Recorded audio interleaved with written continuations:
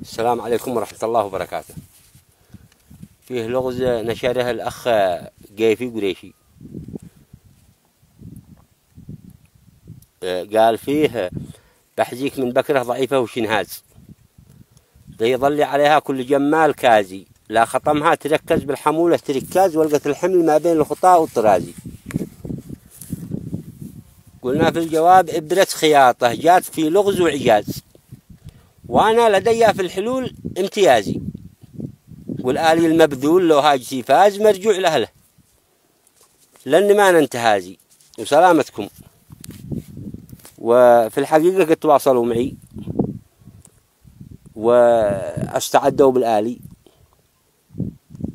وقالوا على كيف يختار، يا أدوه براسه يا أدوه قيمته.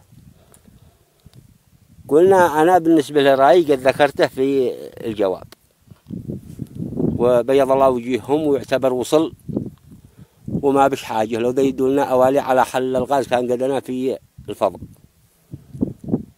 الله